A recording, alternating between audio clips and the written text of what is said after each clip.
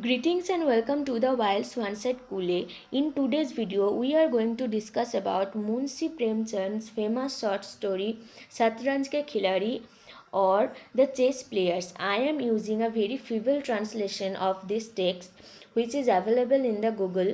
I will pin the link in the comment and you can download the English translation of the text. So let's begin. The text was originally published in 1924 October.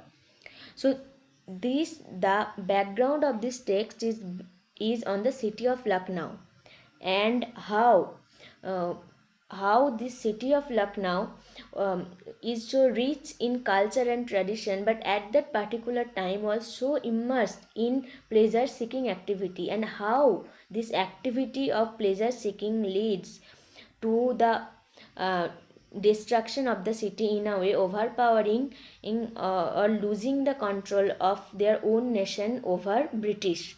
So let's begin. The text begins with two main characters, Mirza Sajid Ali and Mir Rashan Ali, and we will call them Mirza and Mir eventually. So they both like to play chess, and what happened is that they like usually play chess in Mirza's house, and his wife Begum Sahiba does not take it uh, and actually doesn't like it.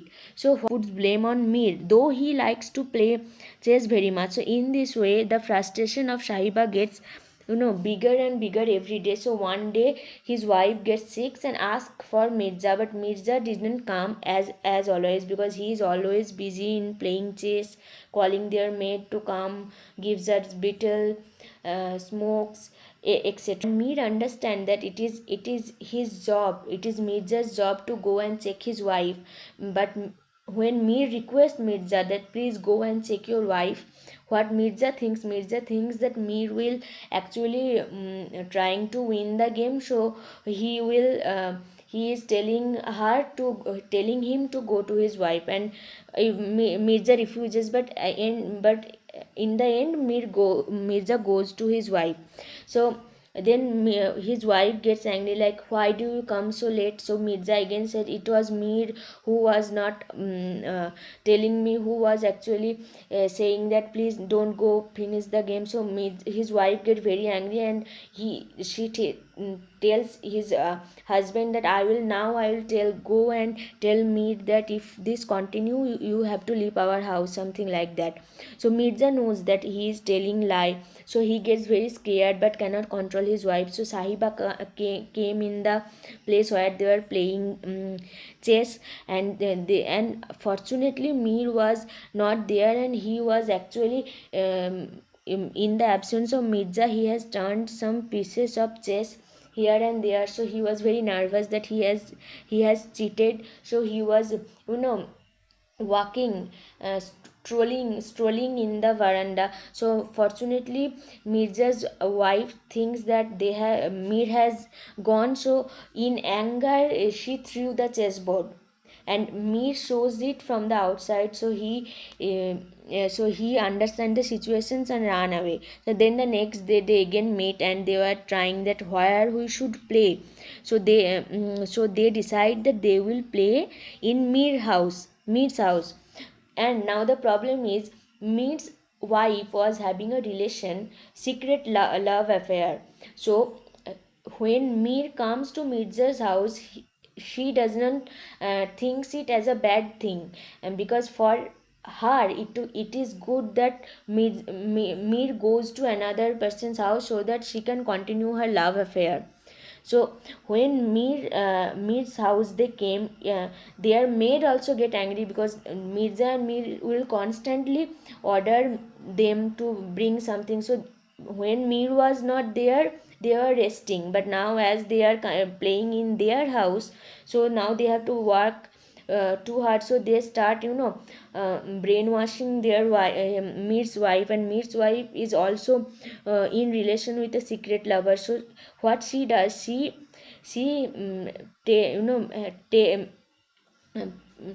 with the help of an English officer gets them out of their house. So what she does, she actually calls from her conversation with the army officer, with the horse rider, we can say that, we can understand that it was all her plan. But what Mir and Mirza thinks that that it was duty of their from the Nawab Wajid Ali Shah. So what they do, they actually run away from their responsibilities, but they decide to enjoy all the all the luxury of being such a very good officers or rulers, or officers of such big rulers like Wajid Ali Shah. So they go, and the third place where this played chess was a old mosque. So there they are busy playing old mosque, and they day by day situation started going bad. So now here comes, so the neighbors also started blaming that if this is the condition of Lucknow right now, where kings are not doing their job, thieves, there is a description in that story that how this lack of responsibility from the kings, from the government official is destructive for the city of Lucknow. So there is a line I am quoting from the text, which is from the second para, that text I am using. There were a few old timers in the neighborhood who, while discussing amongst themselves, predicted doom for the kingdom because of the behavior of the nobleman. They said, "There is little hope for the kingdom. When this is the state of a nobleman, then it is only God who can save the kingdom. This empire is destined for doom because of chase. There are bad times ahead." So an atmosphere of despair prevailed in the kingdom. There were daylight robberies, but there was no one to listen to the complaints of the people, because everyone was busy in fulfilling their luxury, in doing the things that are comfortable to them. So now going back to the third point, that they take place, they started playing in an old mosque. So what happens that in the meantime, a government officials come, and many people come, and Nawab Wajid Ali Shah was being taken. So all of these things started bothering Mirza, right? So Mirza starts saying that how can you so Mirza said in the fourth para, I am quoting, "Sad, stop a while, I don't feel like playing. Poor Nawab must be shedding tears of blood." So Nawab Wajid Ali Shah had been taken a prisoner and was being taken to an unknown destination. So Munshi Premchand described it in a way that this was cowardice, that sort of cowardice over which even the biggest cowards would have wept in shame. The king of a great nation like Awadh was taken a prisoner, but the city of Lucknow was sunk in a pleasurable slumber. This was political degradation of the worst kind. So you can see that how this pleasure seeking activity or indulgence in chess leads to the destruction of the city like Lucknow. So in the end we will see that the Mirza and Mir will started having Mirza will having mental breakdown because he is neglecting his duty, and in the meanwhile his that responsibility will get transformed into the chessboard, where he will get angry because Mir will take 1 or more than hours to to get one move. So in this way, there that big responsibility, big moral responsibility will transform or turn into a very small in the 64 square chessboard. And in this way, at the end, Mir will think that Mirza is cheating to win the chess game, and Mirza will think that Mir is cheating to win the game, but they will refuse. They will not do any kind of participation in the war or to fight the to save the city of Lucknow, and will end up fighting for a for the 64 square feet board, and they will end up dying. So this is basically the story. Now there are many things that are being pointed out. and Munshi Premchand has critiqued. So basically, Lucknow, the city of Lucknow, is the center or the setting. The story begins with this, that it was the period of Wajid Ali Shah's reign, I am quoting, and Lucknow was immersed in a luxuriating gaiety. Everybody, the big and the small and the rich and the poor, was enjoying the pleasure of life. Some took pleasure in enjoying dance and music, while others found sublime bliss in the consumption of opium. Every activity in life was directed at seeking pleasure. Government officials were immersed in sensuous pleasures. So there are many games that are played like chess, quail fights, Petris fights. So what Premchand does, Premchand subvert this notion of culture and tradition of Lucknow into a very negative light. Though the title, though the title, um, chess players are portrayed in a negative light. So the title contradicts the theme. It is irony that they cannot shape their nation.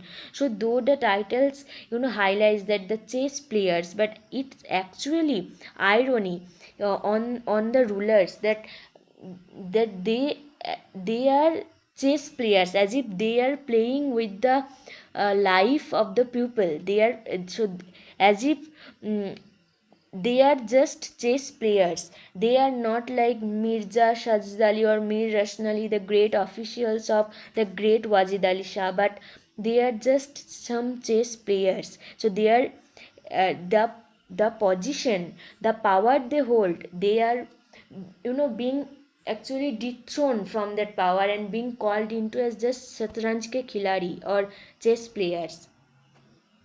And also another thing, that this tradition and culture or beauty of Lucknow is being subverted through this game. Mm, Now, the pleasure seeking activity. So, pleasure seeking activities are highlighted now. Neglecting duty, engaging in games like chess, quail fights, Petris fights. So, quail, Petris are one kind of birds. So it also highlight the relation of husband and wife. You can see that the with that neglecting of duty, the household was also hampered. So it was not only the public but also the private, the relation between husband, like Begum Sahiba and Mirza's relation, and also Mir's wife is in love with another man. It is also unfortunate that they cannot even have control over their house, or they cannot even have the bond between husband and wife.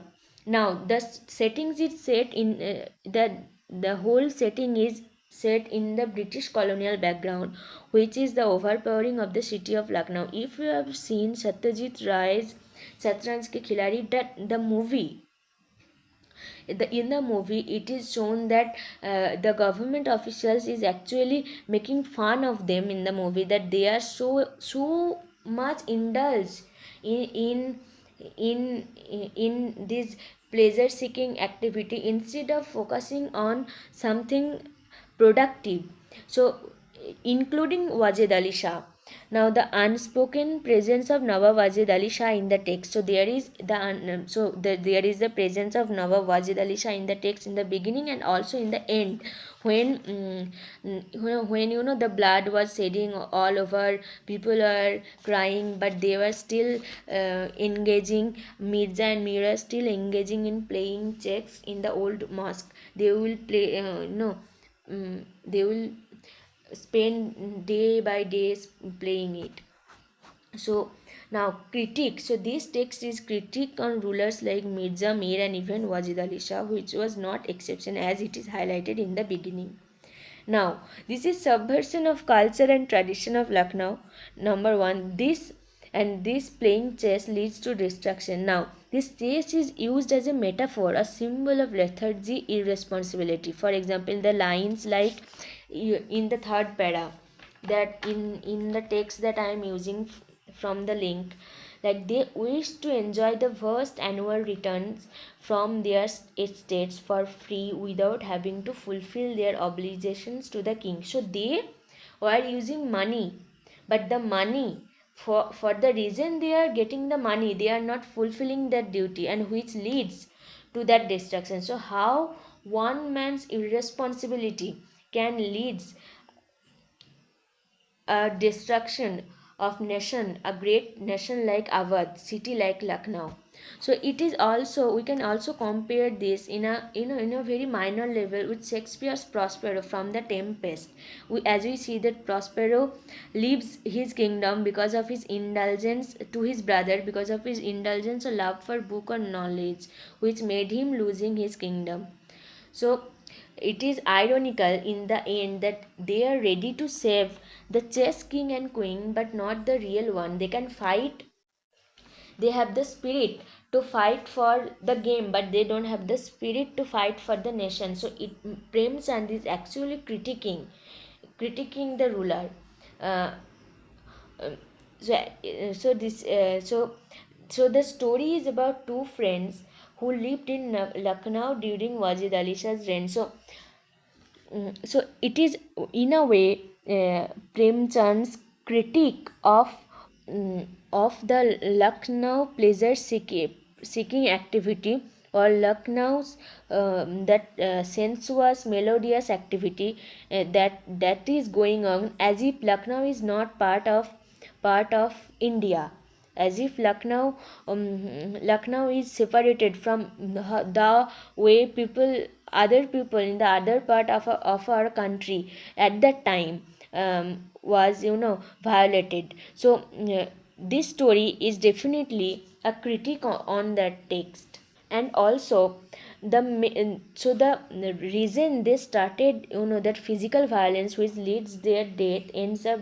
death, is a disputed move of the queen on the chessboard resulted in that.